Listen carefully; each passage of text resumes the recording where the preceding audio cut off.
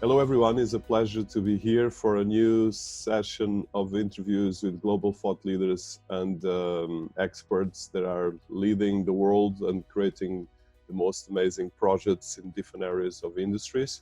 Today we have with us for a new session of Citiesabc.com profile interviews Emmanuel Daniel, which is a person that I deeply admire for a lot of different reasons, both for his ethics of work, but as well as a leader in the financial and the banking industry worldwide, and as well, of course, the creator of the Asian Banker, which is one of the leading organizations worldwide, leading, defining, and as well researching the financial and banking industry worldwide.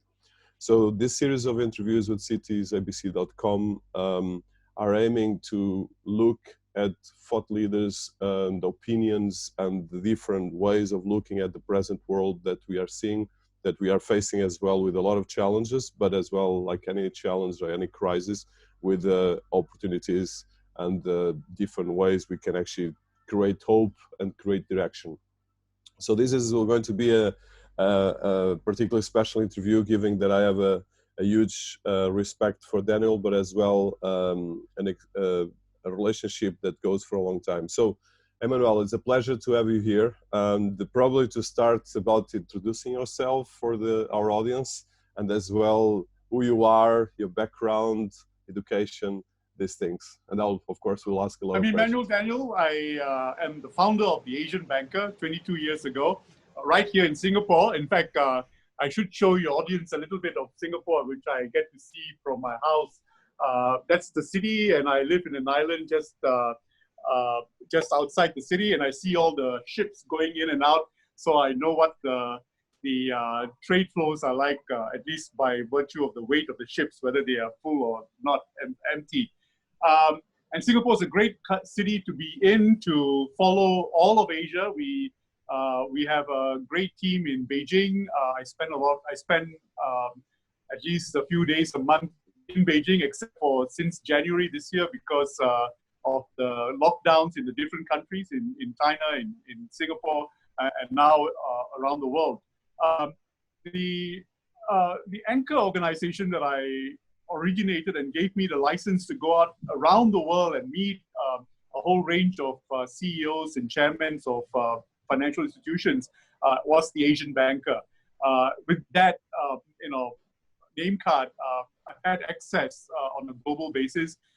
Sometimes because CEOs and leaders in the West want to know something about what's happening in Asia, and sometimes I have, greater access with some of the leaders out in New York and in London than sometimes someone in London would have. At the same time, a front seat view of a region where growth has been 8 to 12% a year, GDP growth, and therefore very vibrant and also frontier in terms of a lot of the new things that are happening in the industry. So I want to keep that definition or the profiling as general as possible. But over time, I also cover wealth and today philanthropy and all of those areas. So increasingly a more holistic view of how financial services is transforming the world that we live in.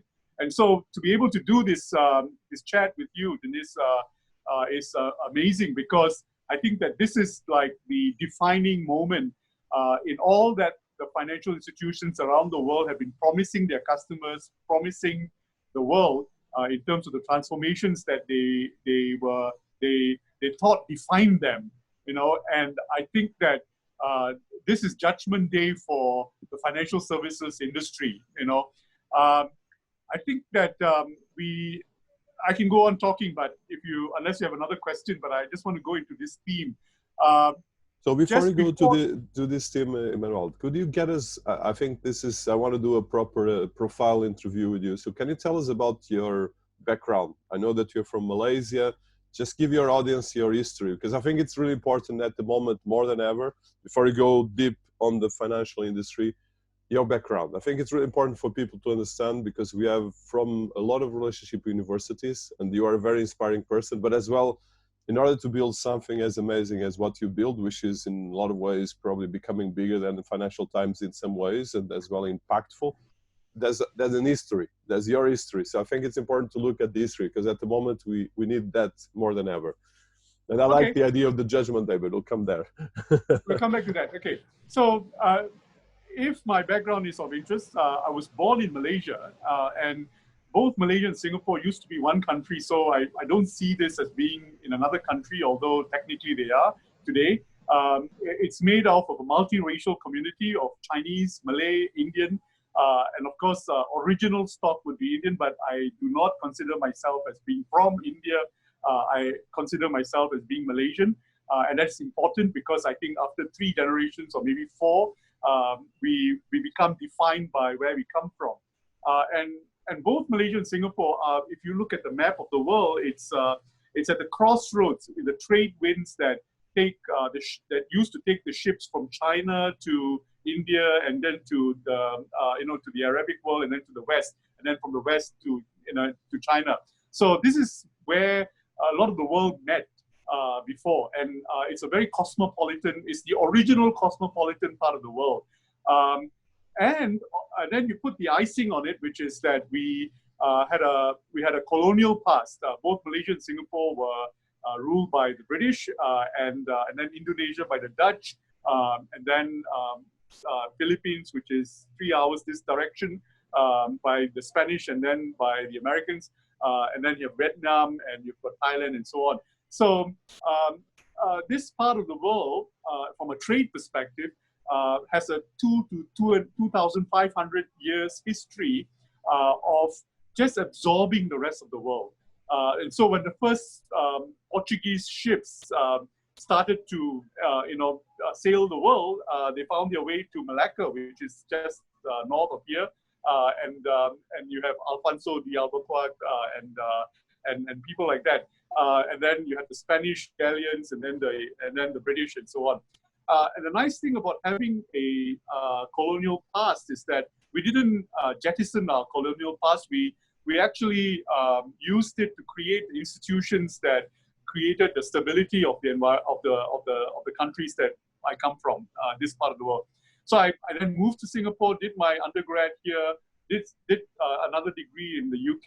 I'm a student member of Lincoln's Inn, if that's of any consequence. I trained to be a lawyer for the first. And the funny thing is that on the day I qualified to be a lawyer, I just decided I just didn't want to be. And then I spent 10 years of my life after that just bumming around from job to sort of figure out what I wanted to do. And the interesting thing is that in 1986, and for that 10 years after that, from 86 when I graduated to 96 where I started Asian Banker, I didn't want to be a lawyer. I knew I didn't want to be a lawyer after having graduated as a lawyer. And then I went into consulting and so on. And for that period, a lot of the businesses were highly local. So I remember my first business trip outside Singapore was maybe 91, 92, around that time. Today, if you are an undergrad and you joined any company in Singapore, you'd be on a plane within 2 or 3 weeks of having joined the company. So Singapore is considered a highly developed country. Therefore, the economy is very mature, and all of the growth opportunities are in the developing countries around Singapore. And so I wanted a profession or a calling that could give me an excuse to meet leaders in many different countries. I found that the publication model lent itself at that time. And then I thought also the banking was interesting because I would have been interested in government, but many governments in this part of the world, especially in the 1990s, were very sensitive and very political, and therefore there was no commercial ways in which you could make money or make a living out of different countries, covering them on a political front. The next level would be big business, and the biggest of the big business was banking. And so that's how I sort of meandered. I knew nothing about banking. I was in consulting before that. And sometimes people ask me, have you ever worked in a bank before? No, I've never worked in a bank before. And sometimes you should never have worked somewhere in order to understand it from a strategic point of view. Um, and um, um, and I call banking the cathedral industry, meaning that if you landed in any country, you land in Bangkok, you land in London, the biggest business that defines that country or the city would be banking. And if you met the bankers, you basically be meeting some of the biggest decision makers in the country. Besides the cathedral, banking is something that involves everybody's life, and from there, an opportunity to get to know, how the country operates and so on. In 1990, I start 1999. Sorry, 1996 is when I started the Asian Banker. That is 10 years after I graduated, and was very easy because I just me and two staff, and then it was very interesting because someone had called in and said, sorry, we were trying to call somebody and said, my staff said, I'm calling you from the Asian Banker. And because of the name, the Asian Banker, everybody, even on day 10 of having opened your business, people thought that they knew it. So I said, oh, yeah, you must be calling from the Asian Banker. Yeah, we've heard of the name before. But, we were like 10 days old, something like that. But that gave me the calling card to go meet a lot of people. And I think that within a short period of time, I became probably the most connected person in banking, from Japan to Australia, from the Philippines to India and to Pakistan and so on. And today we're called the Asian Banker, very interestingly, but we have an office in Dubai. We do business in Africa and Central Asia as well, and so on. And what's happening here is that the name doesn't define it as much as what you do defines it. So we have created a few best practices and a few models by which we evaluate banks, which are applicable in any country. We use the same models to assess banks in the US, for example, operationally, business-wise, and sustainability and accountability and all of those other elements put together. When you assess a business, the elements are more or less the same. And when we went to Africa, very interestingly, I was asked by an African banker, so what are you going to call the Asian Banker in Africa? And I thought about it and I said, well, the Asian Banker, get used to it, and after being there for 6 to 7 years, it doesn't even strike their mind that we're called purple or we're called the color yellow. It's the friendships, it's the familiarity that defines a business in wherever you go to, and the quality of the assessments that we provide. And it also helps, I guess, that today best practice in finance comes from everywhere, and a lot of it is coming from this part of the world. So if you talk about payments, if you talk about artificial intelligence, for example, and even in areas like bottom of the pyramid, which is financial services for the masses and so on, a lot of the developments are pioneered in this part of the world and then perfected.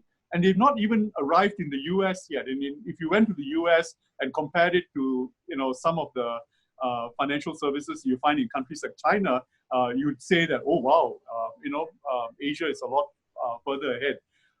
And so people around the world are very interested to know what comes out of this part of the world. So that a combination of that, the familiarity and the professionalism has just opened the whole world to us.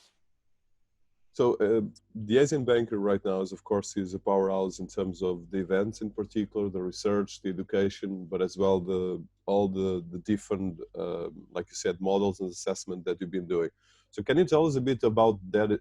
How do you put together this? Because, of course, starting 22 years ago, you've been actually building a very solid, not only organization, but as well an institution in the sense that is respected worldwide, but as well as leading in the sense of this network of banking industry and financial industry, which is not so, I think, especially in Europe and as well in US, doesn't exist so much. You have much more fragmented, whereas I think with the Asian Banker, you managed to do this from the awards to the events, a community that really looks to to look at different things. And as well, one of the things that I found about the Asian Bank that is for me particularly fascinating is this relationship between different countries, different trends, and different operations, which I think misses, especially Europe, is missing a lot. And as well, if you see in 22 years, Asia was initially much poorer, much more underdeveloped, but now is leading the world in a lot of areas, and probably in terms of economics is going to actually take over the world, or took already, let's put it that way. How do you see this transformation in the last 22 years? Some of the hype or some of the assessment or the perception is, I think it's it needs to be put in context a little bit. Let me just see where to start. Okay, firstly, the cross-border nature of the business. There is no substitute to taking an aeroplane, going to the next city, knocking on a door, shaking a hand, and getting to know somebody, and then trying to do it in that person's language.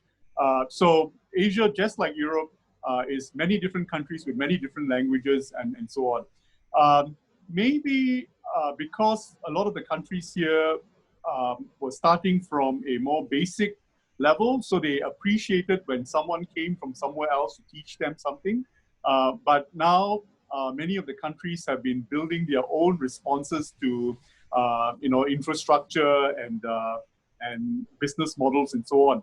So, for example, Indonesia, which is in that direction, it's it used to be the basket case of Asia, but today it's the the Gold Cup of Asia, because even banks from Singapore want to go to Indonesia because it's got a population of 250 million people, and it's got enough business models in payments, in peer-to-peer lending, in community services, and so on, run by native Indonesians, which are incredibly very credible as business models and so on.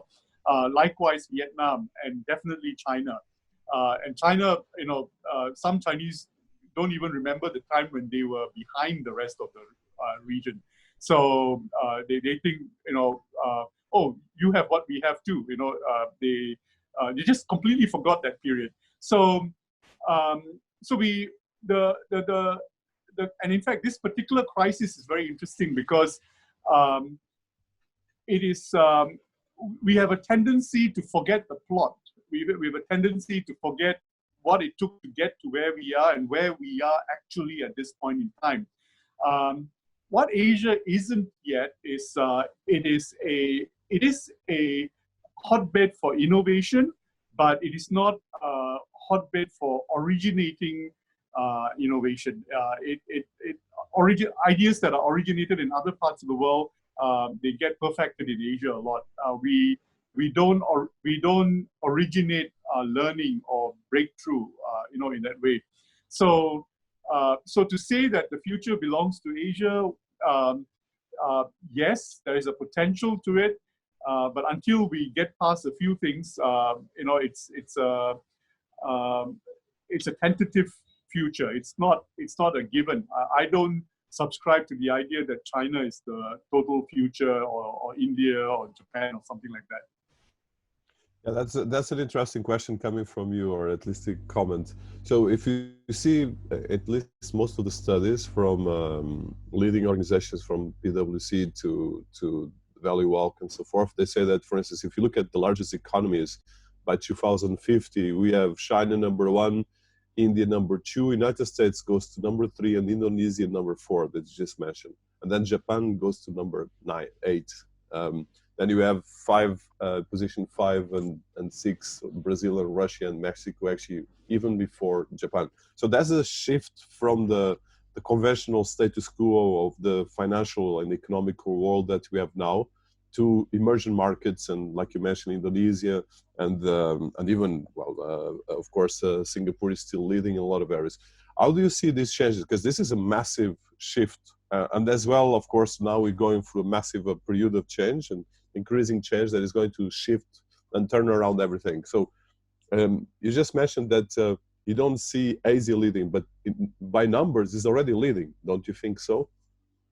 Well, if you talk about sheer size, yes, and I spend a lot of time in China. I'm intimately familiar with the country. I love the country and I love the people. And of course, I love all of Asia as well. Um, but, you know, some things have to give in order for the fact that China is an incredibly organized country, and it's probably the most organized country in the world, and it's had a capability of organizing itself several times in the last 2,000 years.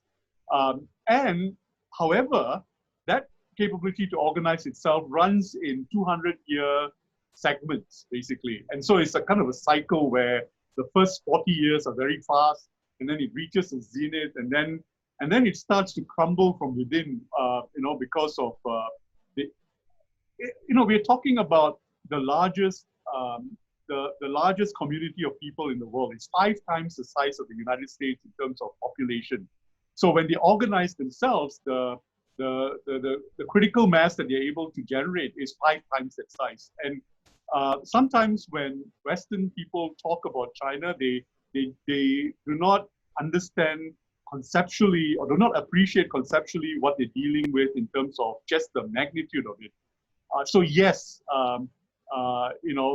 it does have the potential to be that way. But we also must remember that China, the largest country in the world, was ruled by foreigners at least 3 times in its history. And then you ask yourself, how did that happen? By the Mongolians and then the Manchurians and then the Western powers, broke it up and so on. And then you realize that internally, holding it together, holding the center is a huge job. And it's a job that the Chinese do at the expense of a few other things, and sometimes at the expense of innovation, for example. So right now, a lot of the innovation in China is imported. In fact, one Chinese assessment was very interesting. We outsource innovation to the US. And the US outsource cost to China. That's one way to look at it. Because when you look at the amount of money that the US spends on military, for example, trillions of dollars on military innovation, and then the results of that in artificial intelligence, in robot technology, and so on, that gets globalized. China is a beneficiary of that. Will China be able to be an originator of ideas? If you look at the education system itself, there is a ceiling over everybody's head, which is you must respect your elders, you must respect the government, you must edit yourself in terms of what you can think and stuff like that. So with that kind of thinking, there's a limit to which a country can go. An individual Chinese might be able, and they have. Okay, if you take the list of Nobel Prize winners for Chinese, many of them actually are Chinese who not lived in China. They lived in the US, they lived in Taiwan, and so on. So individually, a country of 1.5 billion people, it's impossible not to have geniuses in there. But as a country, as an economic system, it has to break through. It has to sacrifice certain things to get there.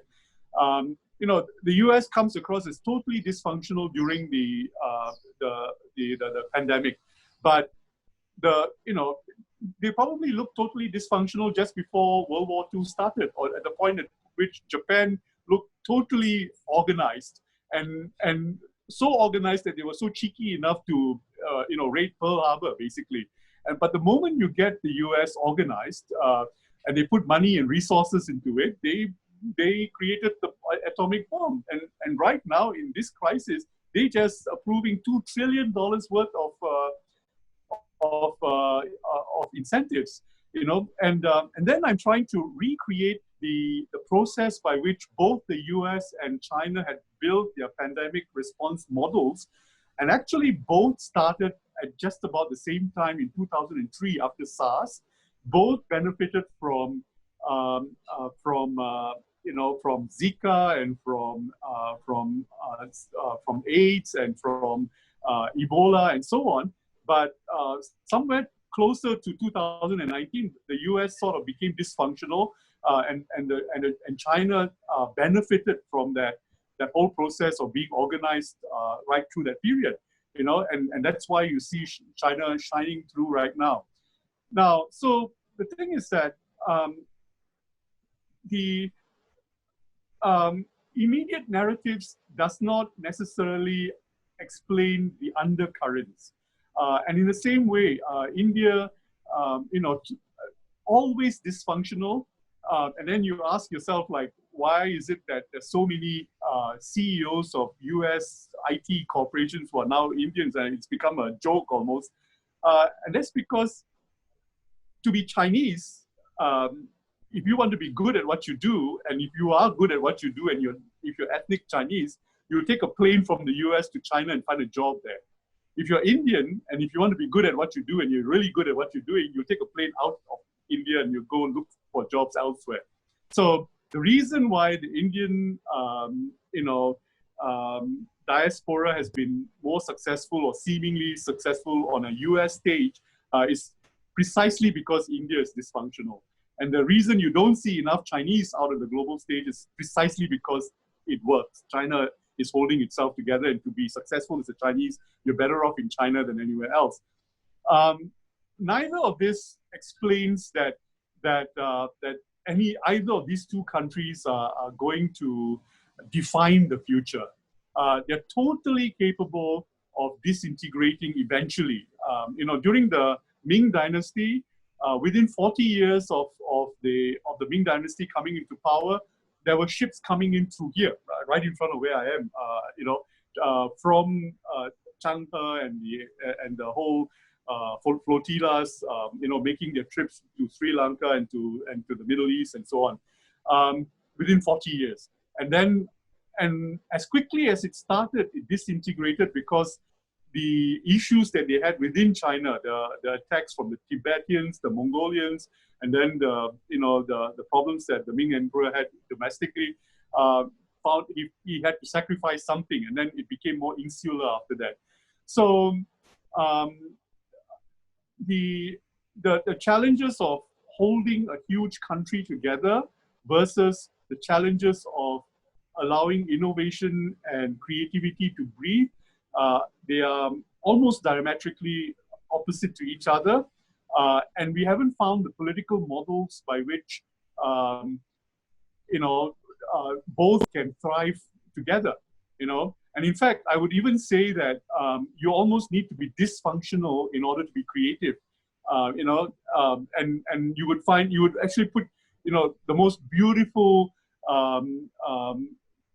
creativity in terms of fashion and so on takes place in Italy, but where it looks dysfunctional in many forms, but Italians take great pride in being original.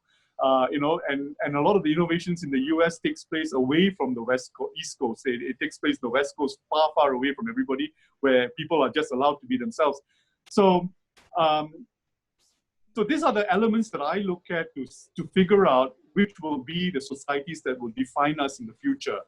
What is very clear is that large countries will now have models by which to hold together. So any country that's more than 100 million in population, I take them seriously. China, India, Indonesia, Vietnam, Philippines. They just have the critical mass to be important economic entities. But they're not necessarily the defining entity. So that's what I don't see yet. And the West, I don't think has lost the plot, as it were. In fact, some of the things that the US and Europe, like for example, the EU as an entity, Southeast Asia doesn't have a EU because we never had a war. But we are many different countries trying to behave like one economic entity. But we don't have the incentive that the EU had. So in some of the problems that you have, you're actually on frontier territory, a unified currency, for example. We are still trying to get cross-border payments going in Southeast Asia. We are very, very protectionist, country after country, and so on. So, I think that there are frontier things in different cultures and different parts of the world at the moment, none of them necessarily defining.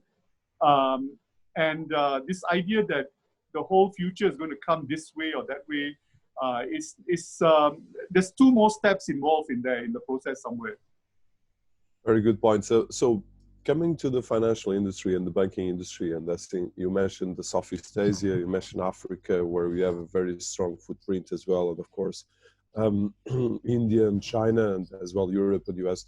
How do you see the financial industry at the moment? And we'll go to the coronavirus after, but before that, so because we are in a crossroad, and of course the coronavirus probably is the judgment day, like you mentioned, but how do you see the financial industry, especially on these areas of the world that are more emergent, and not just on the economical side, but on the financial side? Because there's the payments that you mentioned, there's the innovation on the banks, there's even the corporate movements and the corporate structures. How do you see that being intimate part of that industry? Okay, there are two parts, right? One is the quantitative easing that's taking place worldwide and all that. And the other is the whole idea of financial services as an industry. Yes. Where we left it off before the pandemic started was that FinTech was going to define the industry. And what is FinTech? FinTech was meant to do three things. It was supposed to reduce the cost of business of providing financial services. It was supposed to make financial services more democratic and more available to everybody. And the third is it's supposed to make it more convenient. And banks fell over themselves to say that they were absorbing this innovation and this FinTech innovation to be able to do all that, all the three. And the pandemic has shown us that banks around the world have failed totally. When you look in any country, several things that banks should be doing. Number one, they should have gone digital by now. There is no excuse for not having gone digital to the extent that they have. And just to administer a lot of services, you still see banks sending delivery boys across town to get signatures, calling people and asking them to turn up at branches with masks on and stuff like that. Totally inexcusable. So the technology innovation that was talked about, that banks said that they were investing in, is not sufficient to pass the test of the current pandemic. A number of the innovations that should enable banks and traditional financial institutions to pass on services seamlessly using technology, they have not even started. For example, credit scoring. A number of countries have governments that are promising to backstop new loans, concessionary loans, loans where the government guarantees at the end, guaranteed loans to the community. And in a number of countries, they're doing it through the banking system. And guess what? Where is the banking system going in to do the credit bureau and credit scoring? The traditional credit bureaus, which does not tell you anything about the credit status of the people borrowing borrowing money, or the purposes for which they need the money today under today's circumstances. In a number of countries, like in Hong Kong, in China, a number of peer-to-peer players have built credit scoring models around lifestyles, around supply chains, around proximity to customer need, and so on. And none of these banks are using them anywhere in the world. Okay, and on top of that, banks are not even setting aside funds from their special role, because they are licensed institutions. They should not be profiting from this crisis. In fact, in December 2020, if any bank says that they were profitable, they better have a good reason for it. Because if that profit came from the misery of all the people in their society, they did not set aside special funds, for example, to be loaned to people in need and to give back to their community. They've just been profit, profit, profit. And this is the one industry that is going to be profiting from this whole crisis while all other industries are suffering. You know? And just think about it. Okay, now I go to the other aspect of it, which is that governments are now making funds more liquid and cheaper. So cost of funds is going to get cheaper. But in the next within 6 months of this crisis, that means from January to June, by June, we're going to have a very strong credit crisis because many, many businesses are going to have trouble paying their debts, paying their bills on time and all that. And the beneficiaries of demand for credit are banks. You know, and so they're going to have a business model where the cost of funds is low, but their propensity to benefit from credit is high. You know, so and this is not equitable. You know, in fact, we are not already talking about it yet, but within the third quarter of this year, if this crisis tarries and it becomes very clear that the banks haven't put their money where it's needed, you know, even before the crisis, many banks said that they were invested in FinTech, but almost no bank had a private equity arm that invested in FinTech where they put their own money to figure out where the technology is heading. You know, they would assess FinTechs to see if they were suppliers in a traditional IT vendor type of a relationship, but they weren't investors in startups in order to champion them to define the future. So banks weren't in.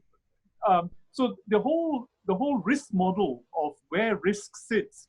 Risks today sits with taxpayers and governments, and it sits with customers, but the banks just don't carry the risks.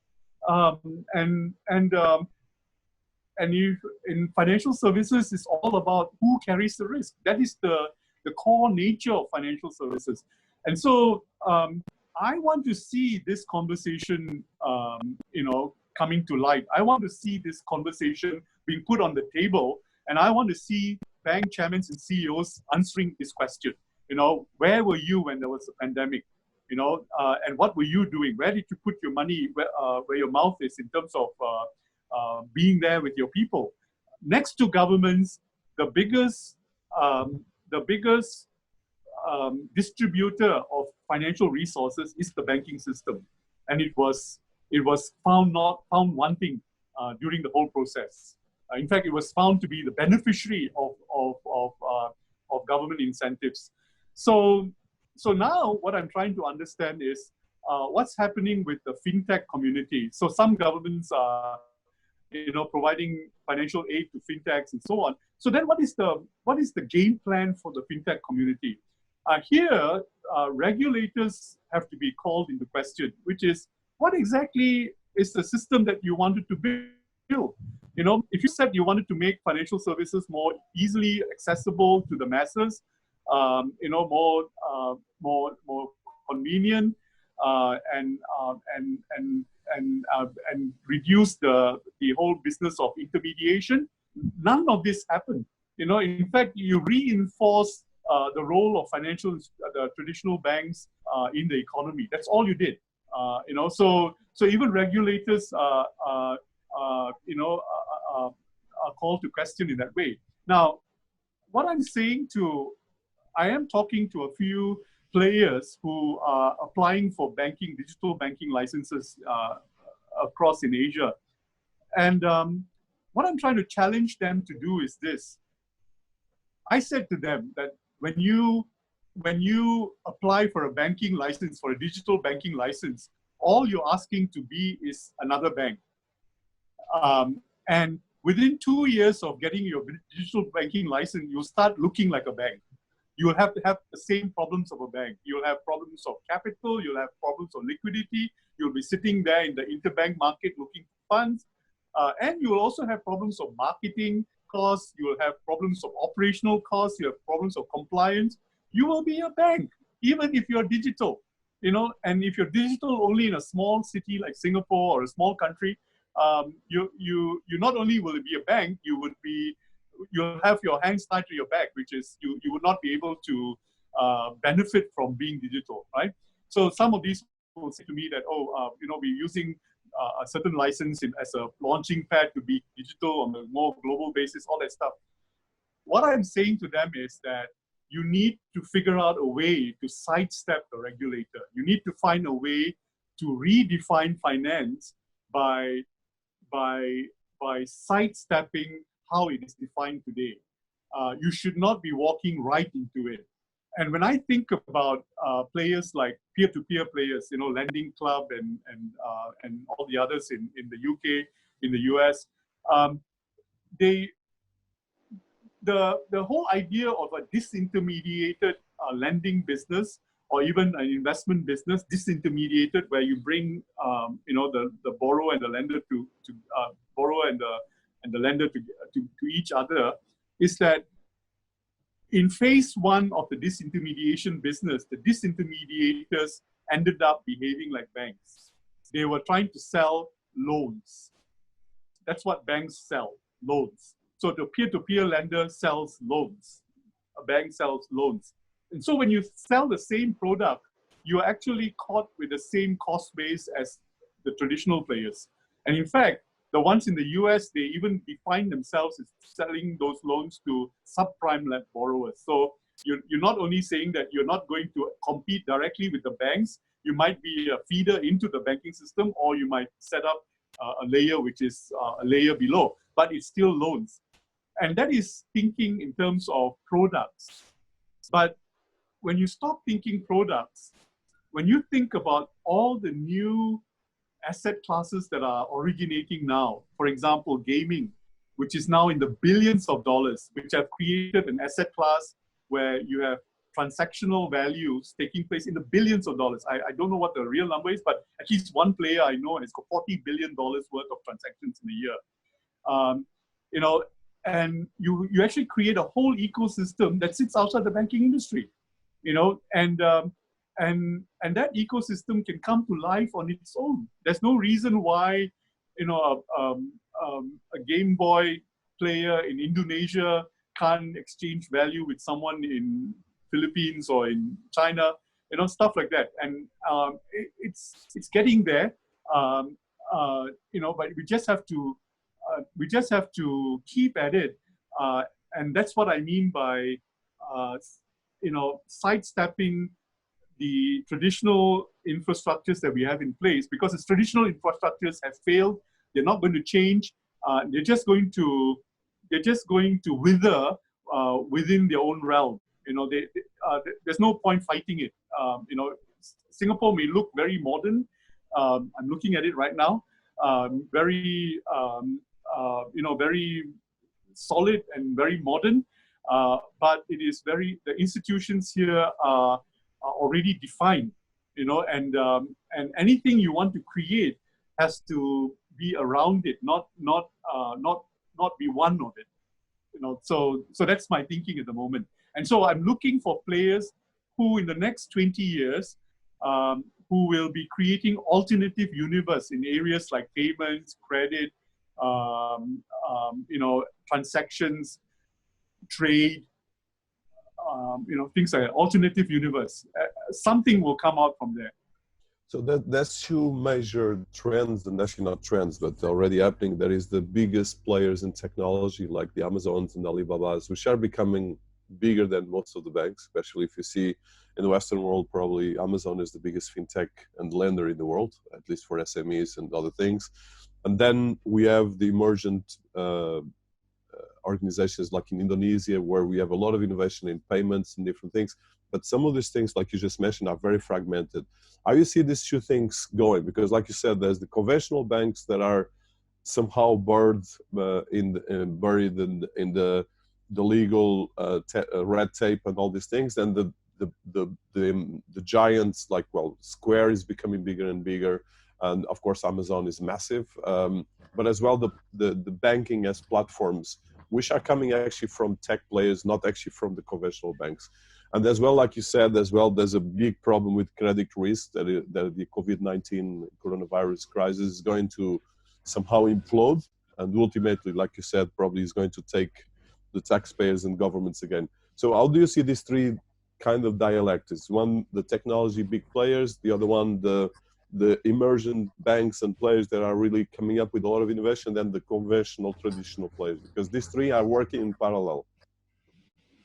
Dinis, you are a big, proponent of blockchain. So, I think you already have the answer in your pocket, and you're being polite here. The thing is that the short answer is that I think that the real future is personalization. That's the future that we are all heading towards.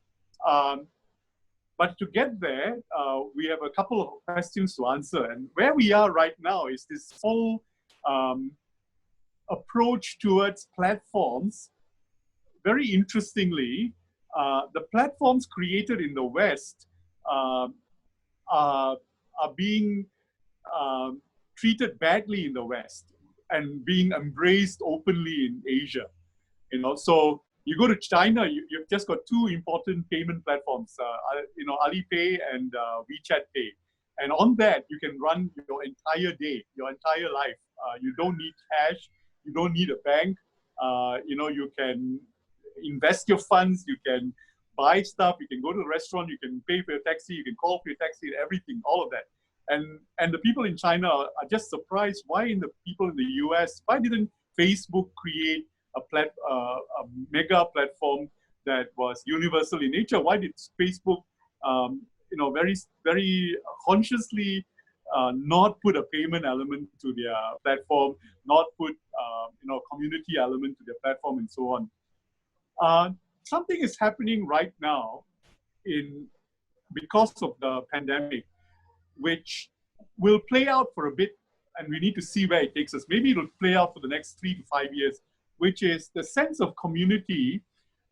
The Western world will start to absorb the sense of community into their political system. I think the Western world had gone a little bit off tangent on the sense of individual rights and personal freedom and privacy and all of that as concepts. But what the pandemic is teaching Western societies to do is to say, we share this problem together. All of us stay at home. We will report on the guy who doesn't stay at home. A lot of Western countries are becoming communist in that way.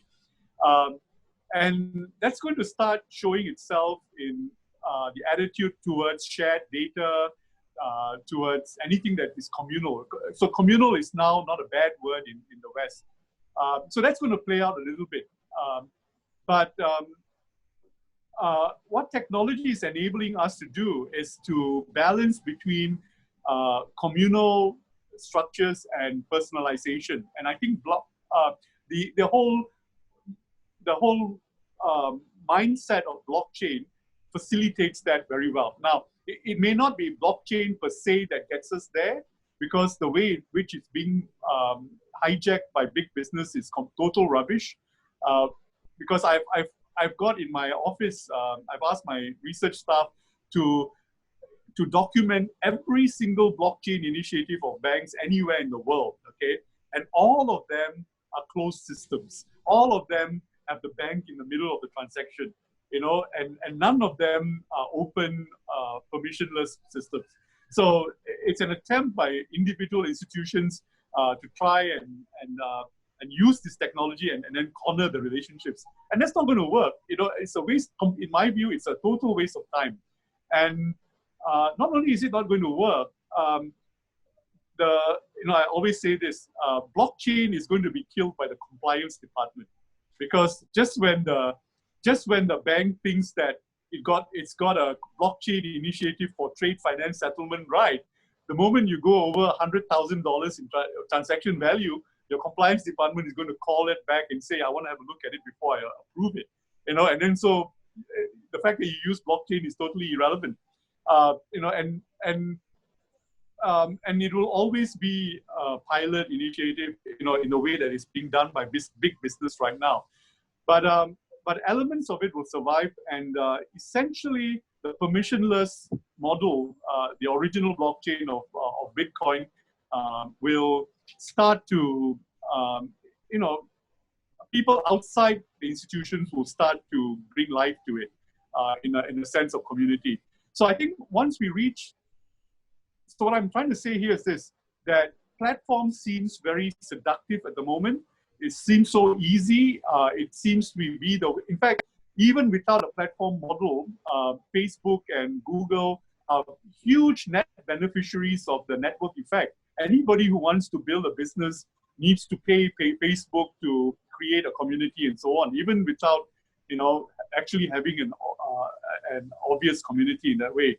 But once we get into the personalization phase, that model will crumble, and then the individual will have greater control over, you know, where they want to transact and so on. And then you start seeing a lot of clusters. So we don't see the clusters yet, but we do see pushback against giving too much data to any one platform. So so there's a limit to where the platforms are going to take us today. But they're very successful, and you know, the lag effect of platforms is sometimes up to 10 years. So like, for example, in Asia, in Southeast Asia, what I'm seeing now is exactly what the Chinese two big platforms, Alibaba and Tencent, have built with WeChat. 10 years later, there is a rule of winner takes all in Southeast Asia. So Grab in Singapore, Gojek in Indonesia, whoever is more successful have a compounded effect on their success, and then the second just falls off the cliff. You know, so there's a kind of a winner takes all rule in operation, and I'm sure I'm going to see this in the Middle East with you know, with Karim and in Africa and so on. So there will be a phase where, and it's a lag phase. The fact that they're successful doesn't mean that they are the future. It's just that it just takes that amount of time for platforms to be successful, and then after that it starts to disintegrate. And so platforms have to figure out what they will look like in a personalized ecosystem. So two parts on that, and just probably going a bit more into deep of the COVID-19 crisis and how this is becoming a judgment day for not just for banks, but for the global countries and entities. How do you see this? And picking where we start actually this interview, that we are getting close to 1 hour, but it's a very dynamic one. How do I see the judgment day component for the banking industry and for the countries that you mentioned in the beginning? Yeah, so the judgment day is by the third or the fourth quarter of this year. If banks are saying that they are profitable, that will call into question the role that they are playing at a time like this. Okay, so the profitability of banks will affect perception of their role in a time of crisis. What is interesting is that the problems of the 2008 crisis are mostly solved now. Most banks around the world are well capitalized, so capital is no longer the problem. Most banks around the world have got access to liquidity, and governments, you know, keep their eye on liquidity. In fact, the Fed and the Chinese regulator went straight into the interbank market by February. By February, they were already attacking liquidity, and then liquidity was taken care of. The credit risk is going to start coming on in June or July. That's when the businesses that are failing will start showing up with non-performing loans and so on. That can be and then that's where the sheep and the goat get separated, which is the banks that have got good risk management practices and benefiting from government stopgaps will be the sheep. They won't report NPLs. In fact, credit will be a source of income to them. And then the banks that couldn't figure it out, you know, will be sitting on NPLs and so on. And in some countries, I see that the NPL problems will accelerate. India is one of them. It's already a problem. and there is no government stopgap. Any large country without a government stopgap will have a problem in that way. So when that gets ironed out, and what I'm seeing in the US right now is that there's a big difference between the banks that have a trading book, like the Goldman Sachs and the JP Morgans, and the banks that are essentially domestic, like the Wells Fargo and the Bank of America. The banks that are essentially domestic do not have enough of a trading book to show up the kind of profit that will keep them afloat in the second and third quarter of this year. This is my take. I mean, this is what I'm looking at to see if I'm right, and whether it's going the way I think it will go, and the triggers that I need to look out for. But even now, you will see that there's a big difference in performance between the banks with more than 70% of their income being domestically domiciled, Bank of America, Wells Fargo, PNC, and the banks that are essentially global and have a bigger trading book, Goldman Sachs, JP Morgan, and Bank of New York, Mellon, and so on. So the regulators will be dealing with a new dimension in what it means to be a bank. They thought after the 2008 crisis that you need to ring fence the domestic commercial banking business from the trading book. And then now they're going to find that the ones who are ring fenced are exactly the ones that are going to be in trouble and unable to service their local community. So this is the kind of narrative, as if you want to use that word, that I think will build over the third and the fourth quarter of this year. And from that narrative, the anger of ordinary people on banks, at which point will it be triggered? Already there's a kind of a resentment, which is, to get a signature from a bank, you got to go running around town, right? And when I make this sentence, you are nodding out in London, and I'm nodding here in Singapore. Okay, and you'll be nodding with whichever country you're in. That's how hopeless the banks have been. And this nodding is going to turn into irritation, is going to turn into righteous anger, and it's going to turn into an agenda. And I think that and that agenda will take a life of its own, depending on how built up this crisis is going to look like. So to wrap up, we've been in 1 hour, and of course, I think we could continue doing a masterclass because there's a lot of ideas here to tackle. So how do you see, let's say, on a more positive model, because there's all these trillions of dollars being put in the economy, at least in theory. Let's make sure that it really reaches the economy, which is a big challenge, like you just mentioned. How do you see a positive message for the professionals in the banking and financial industry, and especially for the leaders? Because we have a big challenge in geopolitics. We have a challenge, I think, in digital transformation, because at the moment, who is not digital will die, at least until the coronavirus goes out. But even after that, because the acceleration will be much bigger, because people will have consequences. They will be afraid of getting out and so forth. So how do you see this, and what message of hope do you bring to the table? Because you are as well a positive person and a realistic as well. Yeah, this mix of positive and realistic message of hope.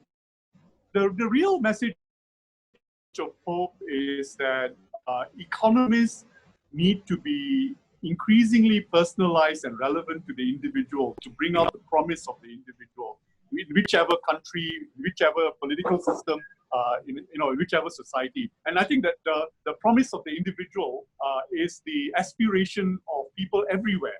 And I travel to every freaking country. I mean, like almost many countries. So if you ask me, the one thing that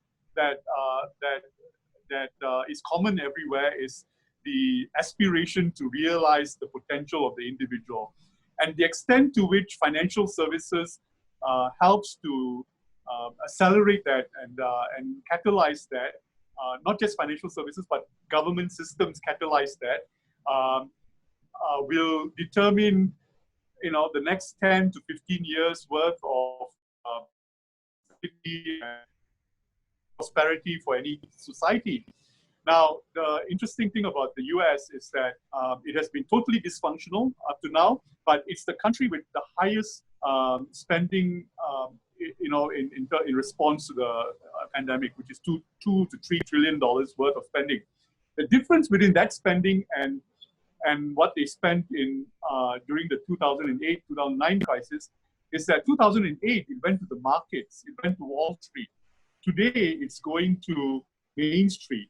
So there's a greater empowerment of the domestic response. So in fact, I'm hearing this from Italy a little bit, which is there's a little bit of false reporting in order to be able to get funding, for domestic needs like building a hospital or repairing a road and stuff like that.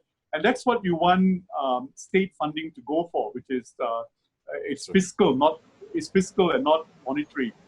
And so the big difference between this crisis and the 2008-9 crisis is that it's now fiscal, it's not monetary. So the markets are not a net beneficiary of government resources.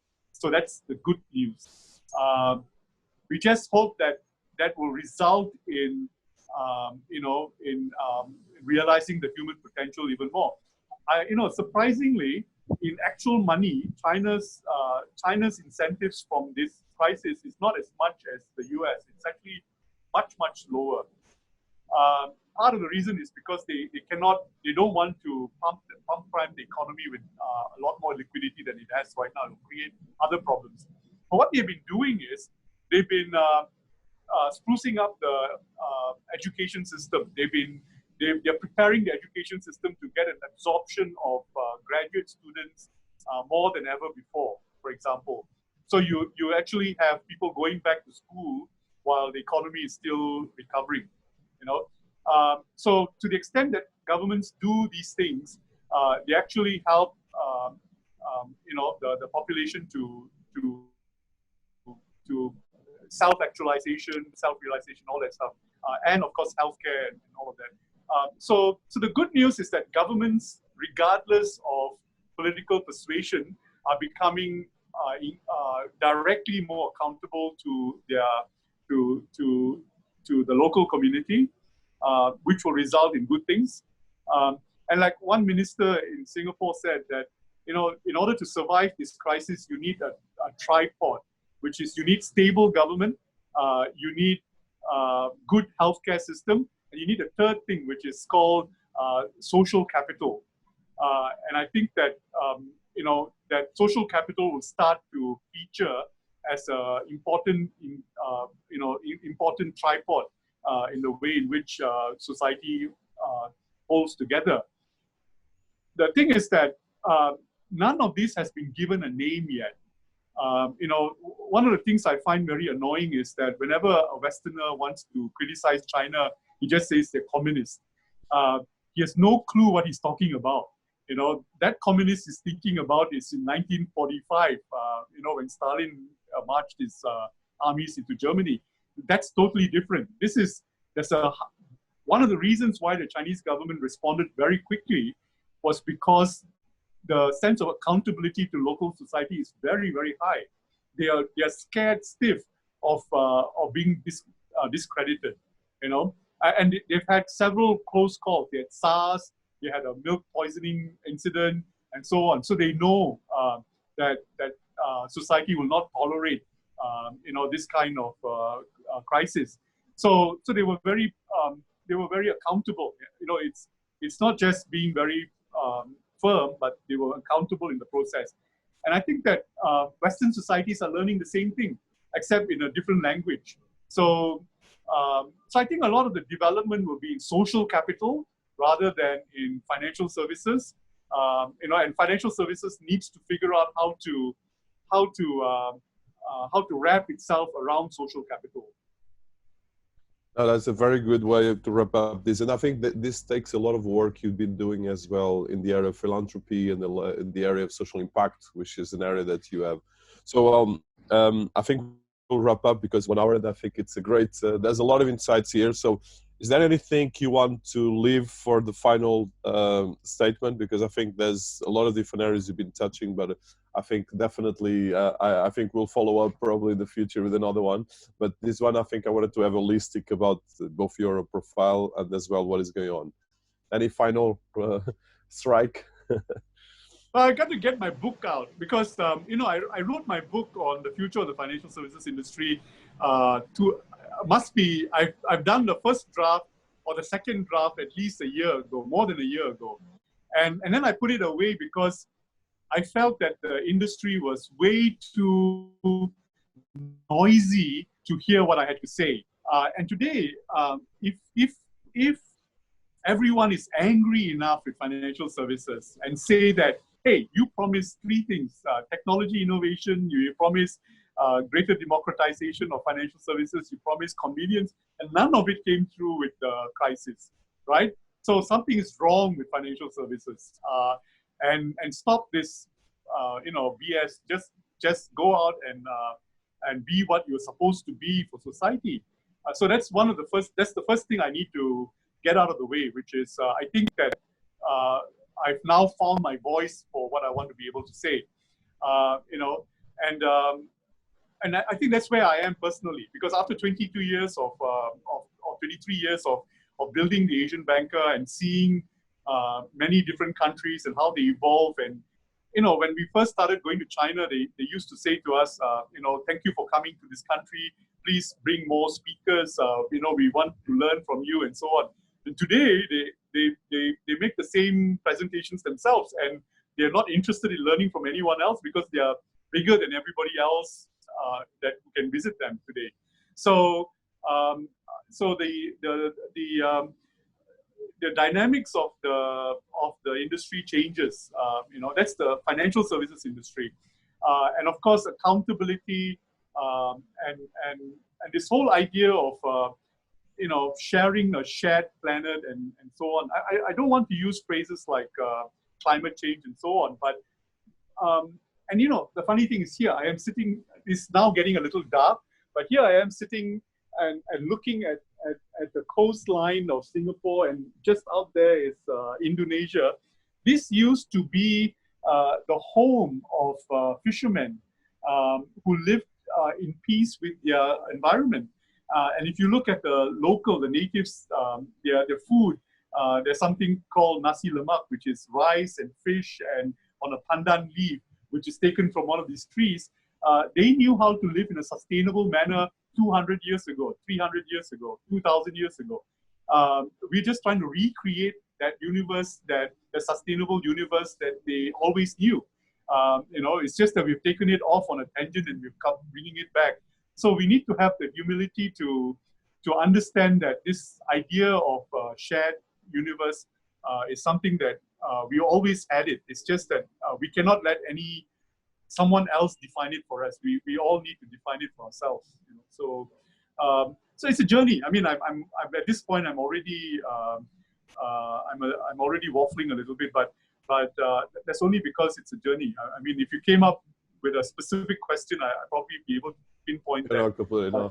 No, but it's very important to wrap up. So I will be looking forward to your book, okay? And definitely I'll persist on that. And as well, I think that the way you wrap up between the personalization of the future of finance is about really creating value for individuals, and as well the idea of social capital, which is going to be critical for nowadays. So Emmanuel, thank you so much. It's been a privilege. Thank you, Dinis. Thank you very much for the privilege. Yeah. We'll put the links to Asian Banker, to your social media profiles as well for people. Oh, that'll be very nice. Thank you very much. And it's getting a bit dark in here, so I better walk in a little bit, and then we can end the conversation with a little bit of light. Yeah, no, it's still very lightful. Actually, very good. Oh, is it? Thank you so much. Yeah. Thank you very much. Yeah, take care. Thank you.